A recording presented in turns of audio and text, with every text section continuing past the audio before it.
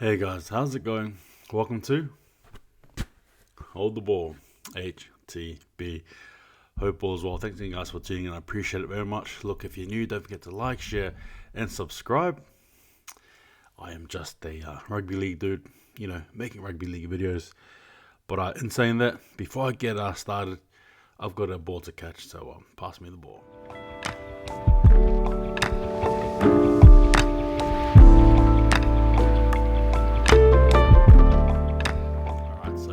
This is another edition of Ball and All News. Again, guys, where I give you guys my thoughts as well as sort of like perhaps trying to get you guys to engage regarding, just the topics I'm going to discuss. Again, I don't usually look at this through perhaps a typical lens, probably more so from a point of analysis. And again, like I said, just trying to, give you guys something to think about, thought-provoking things. But in saying that, obviously, we'll get into it. So, guys, as we know, round 25 is upon us, and I guess obviously the teams that are comfortably in the 8, which is from night up, for them it's all about preparation and trying to rest players and play players, and I guess try to do better than what you've done previously, or if not, just cling on to the 8 spot anyway. And in saying that too, obviously for a lot of us as fans, we sort of say goodbye to our teams one last time until we see them again next year. Probably in different colours, maybe different teams, whatever it is. But it's always a bittersweet moment, I guess. Bitter for those who don't make the 8 spot, but the top 8, sorry. But probably very sweet for those who do. And again, speaking from a Warriors fan's lens, it's probably the same thing again and again. And as you also notice as well, I've actually changed the camera. I've made this probably more so from a just different angle, see how it goes. But I thought I'll try that. Sorry, just so I go back to what I was saying. Yeah, it's round 25. So again, good luck to your teams that are playing. Again, we'll just have to see what happens, eh? It'll be good to see. So anyway, we'll get into the topics. Saves me from rambling.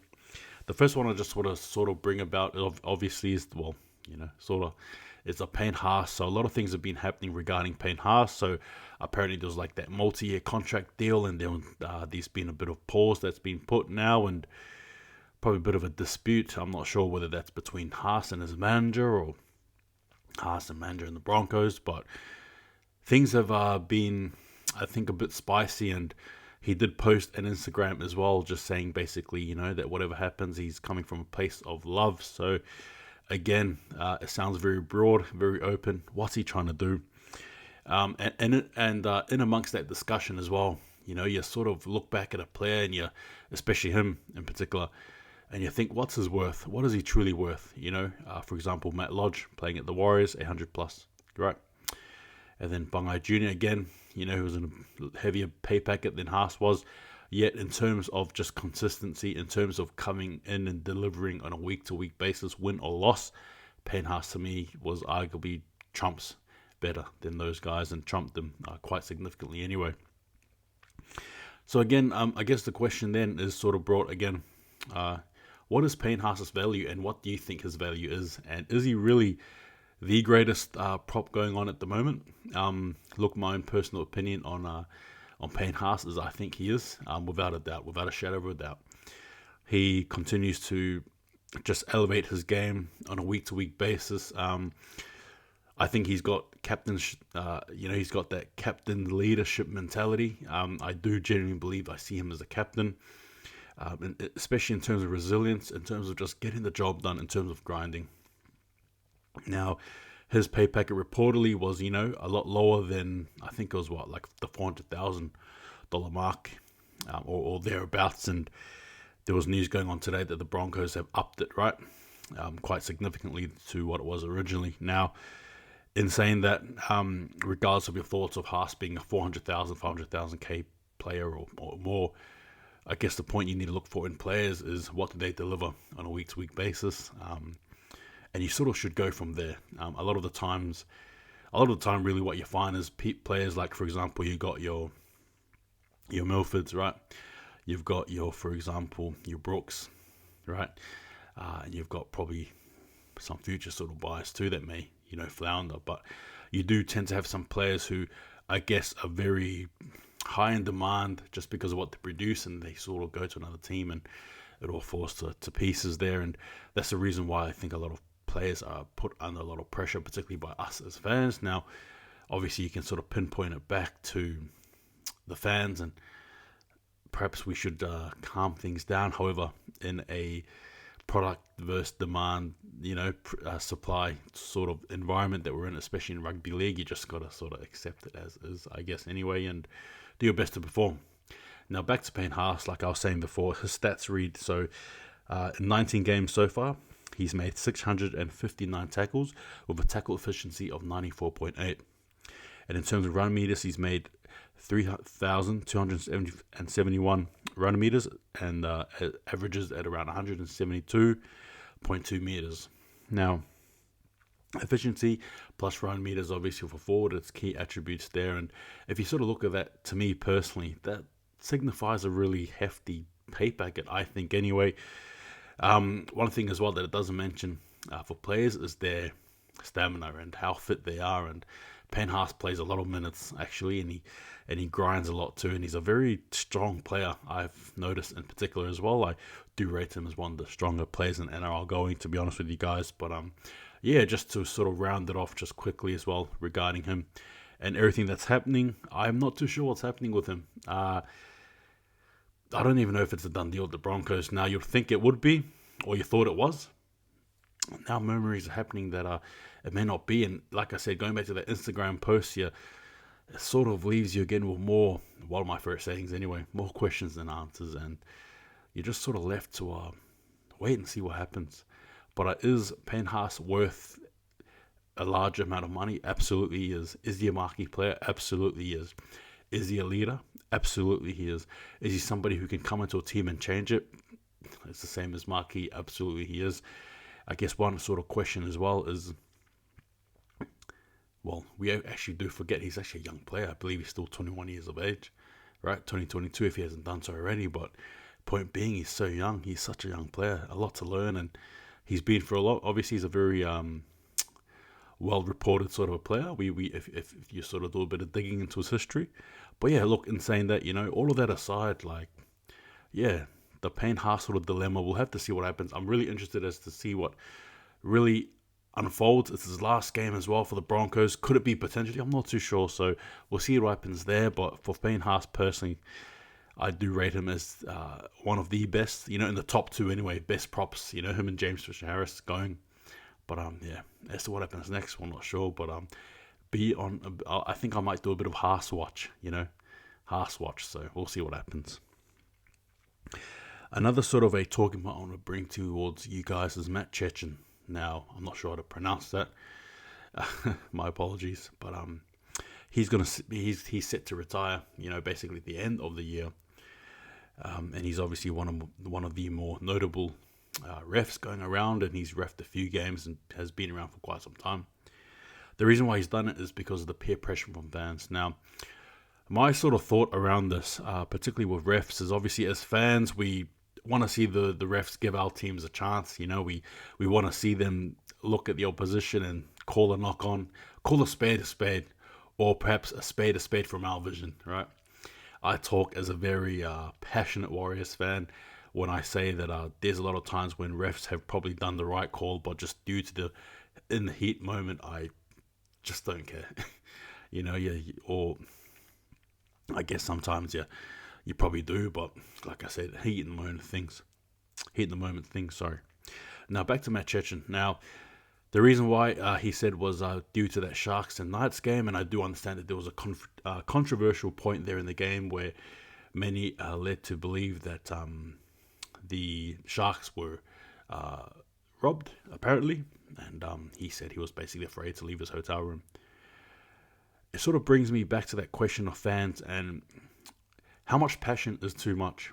Now, we love the game. We love watching our teams play. That's pretty obvious, and that is A-OK. That's the point of the game, to get involved, to get engagement, again, to circulate interest and hype around the game.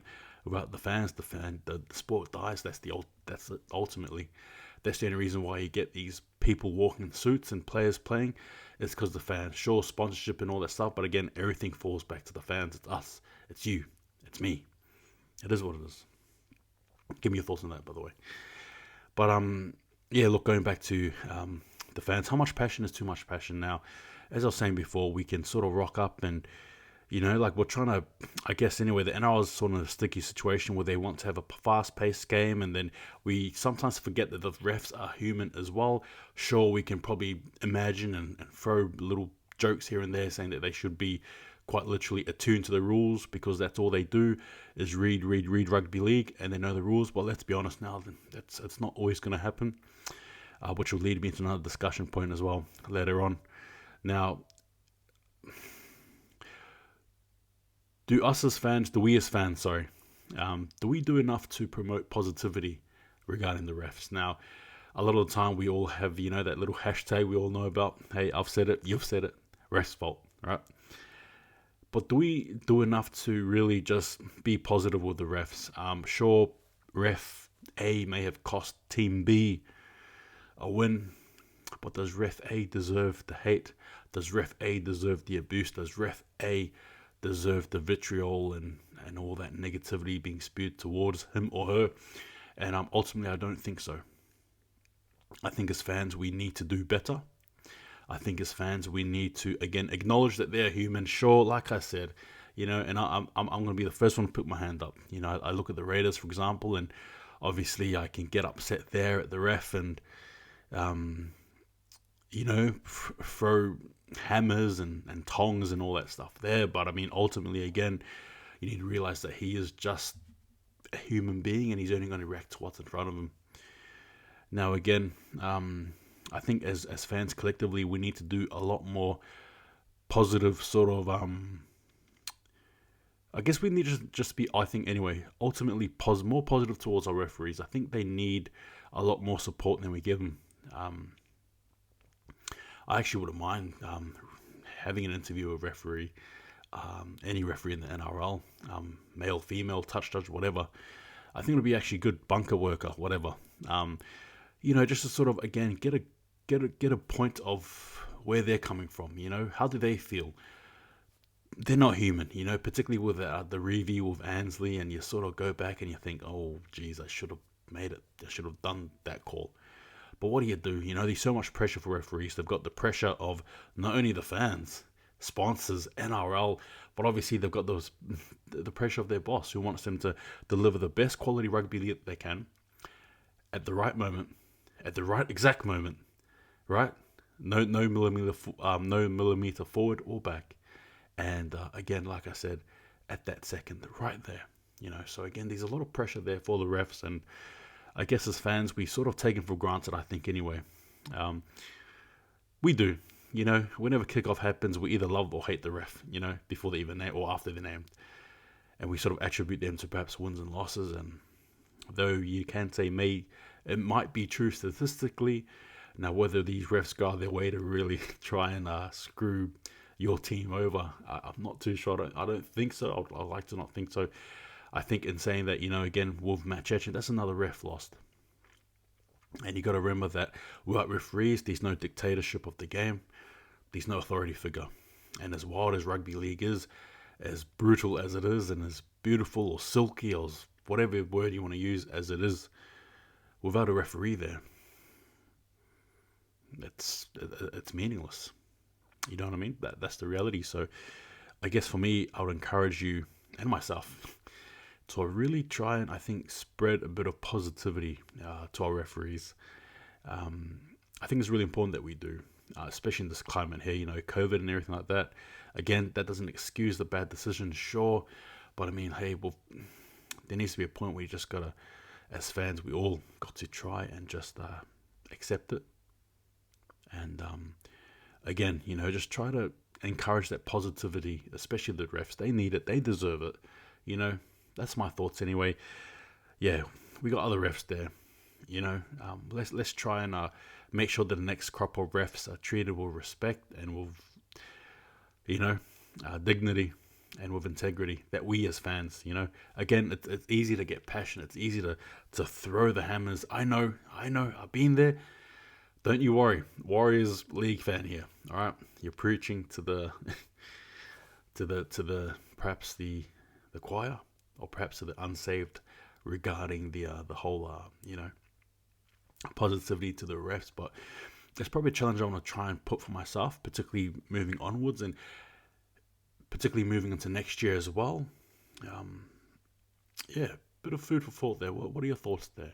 But like I said, we've got next crop of refs coming, and I'm sure we'll see them. We'll question who they are. We'll know what they're like with their temperament or their whistle. But in saying that, let's just try and support them. It's actually not a really good look when refs retire because of fans, right, abusing them. That's the reality, whether you like it or not. I don't really care, personally. But if we just look at the bigger sort of picture here, it's about trying to make sure that refs who want to ref their game can actually be in an environment where it's actually welcoming. Again, they're just as passionate as you and I are, or else they wouldn't pick up the whistle. So let's show them a bit of respect. That's my thoughts there. Now, the third talking point is Latrell Mitchell. We all know what happened. It was an incident pertaining him, Joey Manu, friends, and obviously ugly sort of an ending there, and one that sparked a lot of debate. And surprisingly, there are actually two sides. Well, apparently anyway, there are two sides to this regarding those who are defending his actions and those who are obviously against it. And if you're defending his actions, I think it's clear to say or to see that you are definitely in the minority. Now, if you're obviously against what he's done, then I think that's the majority there. However, a lot has happened since, and just to sort of get away from the tackle, but probably more so into the personal aspect of things, Latrell Mitchell's family have been saying that the family have been getting death threats, and obviously Latrell Mitchell's mental health hasn't been the best since then.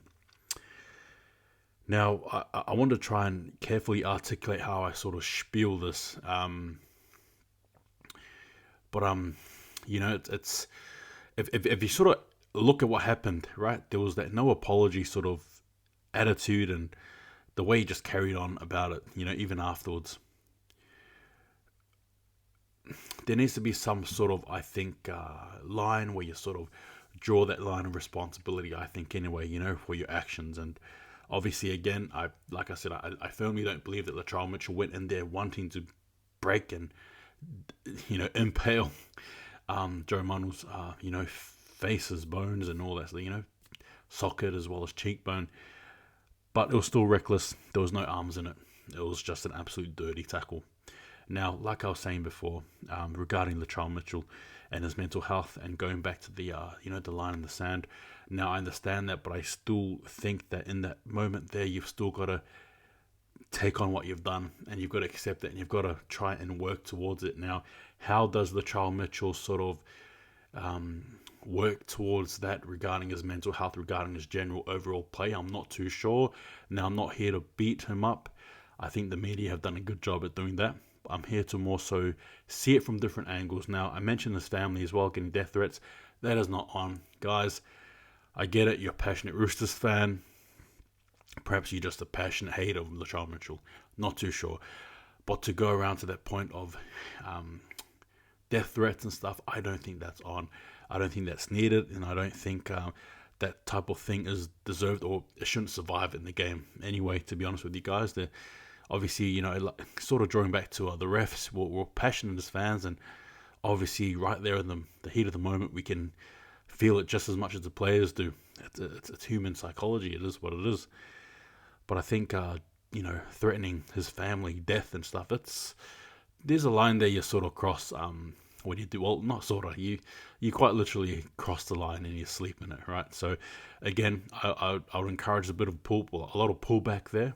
There's no need to go there. Now, back to Latrell Mitchell, again, the mental health and all that stuff. And look, I understand that's part of his game, right? The rough edge sort of thing. But he needs to realize, hopefully he does anyway, that there are consequences to his actions, and none more so than what he's done right now. I hope he has time to reflect upon what he's done, realizing that, hey, not everyone's going to be attuned to what he's done. Not everyone thinks it's cool. Not everyone thinks it's okay. You know what I mean? Like, not everyone's just going to be all happy that this has happened. And at the same time as well, I guess there's a real onus, or there should be anyway, on players owning up to what they've done. You know what? Forget it. We don't even need to talk of Latrell Mitchell. Say we pull up Hetherington. Say we pull up Bangai. You know, David Bangai Jr. Again, some of the notorious sort of ill-disciplined players that we have, that we love watching, but again, they just have it in the game. So again, the players just need to understand that if they've done this thing, yeah, sure, it's not great, but they've got to own up to it. They've got to just learn to walk the line. As Johnny Cash said, walk the line. I walk the line. And in that as well, obviously, you can sort of hopefully get some help that they need. But I mean, yeah, look, if you do the damage, you've got to pay the price. Now again, how do I say this? Now again,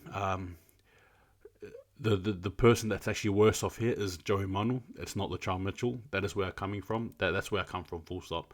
We cannot forget Joey Manu in the process here. And I'm happy that he's healing and he'll be healing and, all that stuff there. And it's good. It's great that there was a positive ending after such a horrific sort of incident.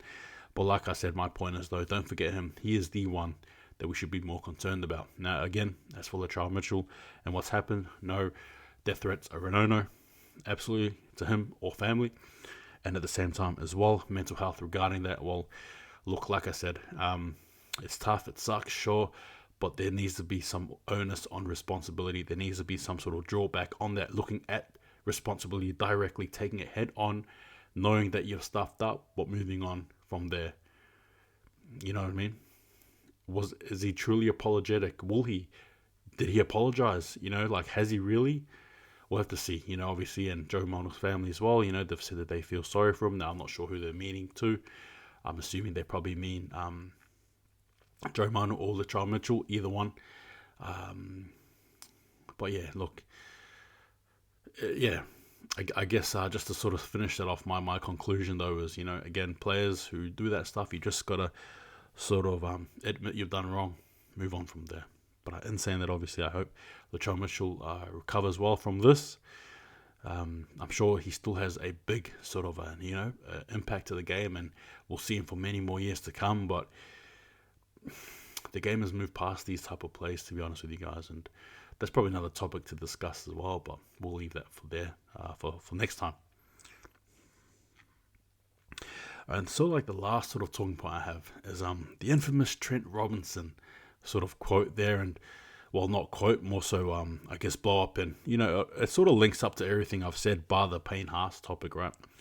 But he sort of questioned Henry Perenara's knowledge, and basically throwing a whole heap of stuff at him and the refs, and ultimately, that ended up in him getting a $20,000 fine. Now, $20,000 doesn't come around often, but obviously being in a franchise or a club that is so big and powerful like the Roosters, you can probably look back in that and be like, oh, well, so what? Spare change. We got more where that came from. Now, all jokes aside, though, it's the bigger question, though, is free speech in the in NRL dead? Is it being heavily monitored? There's always a bit of questions there. So those are sort of like my thoughts there. Now, again, what he said, I think it was fine. I think it had to be said. To be fair with you, I don't have any qualms with it personally. He had every right to look at the bunkers straight in the eye and just question them and their literal reason as to why they work. To be fair with you, a hit like that is so not a 10-minute. But again, not to go back to the hit, to focus more so on what he said. So again, he caught up the bunker, the refs, right? And he got fined for it. The NRL thought that was a bit too much, and they fined him. Now, is it because he brought the refs disrepute? Is it because he brought the NRL to disrepute? I'm not too sure, but it's I don't know. It's very contentious because you sort of look at it from one way. You can see the NRL trying to protect their image, their refs, right? Like I was talking about before, positively. Again, it's a big, ugly sort of a combination that somehow just makes sense. But they're trying to protect their refs, their image, and then you've got coaches who are actual, just genuine fans too, right? I think if you rub it out, the basics of a coach is they're a fan of that team. That's it. They just have these multitudes of skills added onto them, right? And then put on the coach sort of branding on them. And of course, they explode. They react they react like we do, and you can sort of look at it from the coach's lens, right? Thinking, well, hey, that's my player there, protection. What are you guys trying to say? You guys say one thing, do another. And they're all saying, well, hey, we'll deal with him, but you didn't have to say that.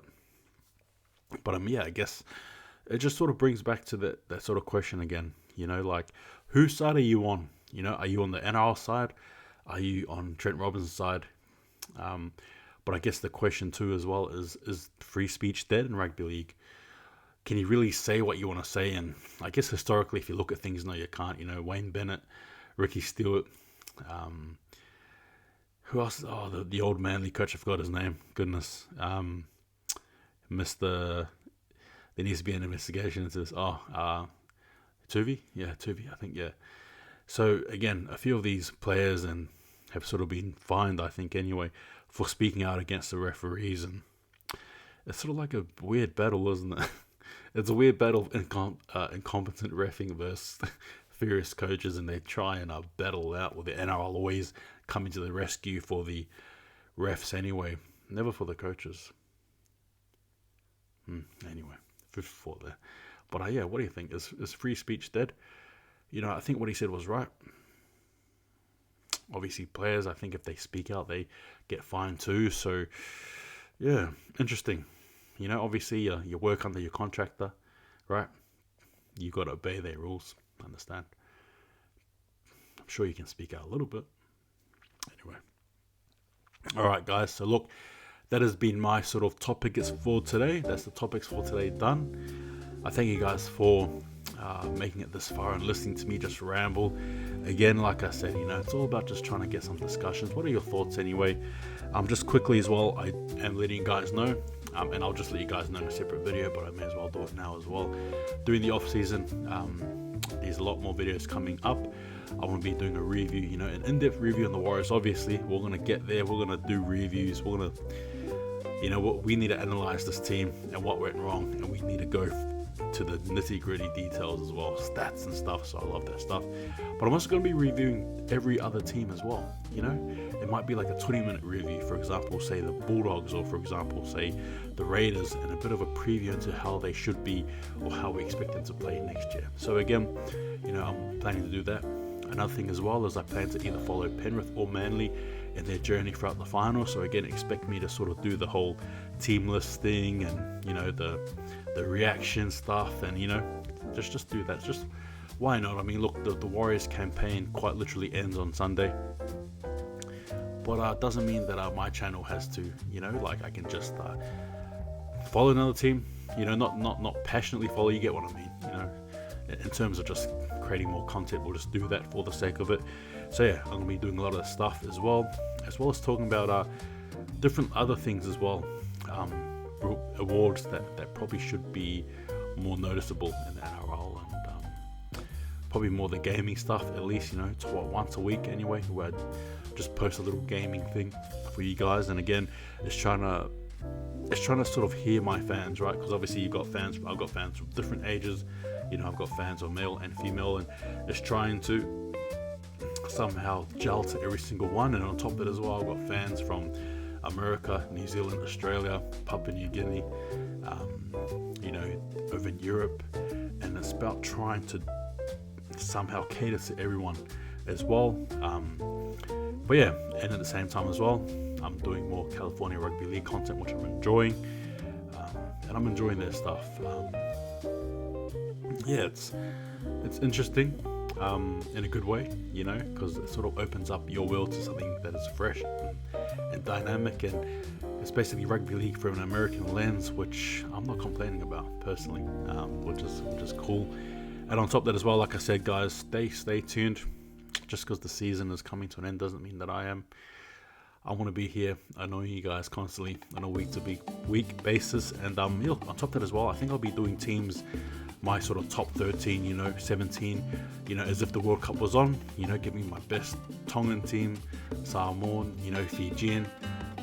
We might do a bit of American, we might do a bit of Greek, we might venture into Italy, Australia, so on and so forth. So again, stay tuned for all those things. I've got a whole heap of things that are planned, particularly more ball and all news, and try to probably do like a round by round rewind and bring it into the context of Nation 4020. So for example, round 1, who were the best sort of Polynesian players from there, so on and so forth. So again, you know, and making it a video format as well as YouTube, and yeah, just going back on that. So again, a bit of a nostalgia sort of thing, round 1, round 2, round 3, going from there, and yeah, bring up some thought discussions regarding that. But there's a lot of things in the work, and yeah, look, I'm only going to say it because it has been announced, but BKR Sport has come and chosen me to participate with them in a very special sort of a project this Monday, which we'll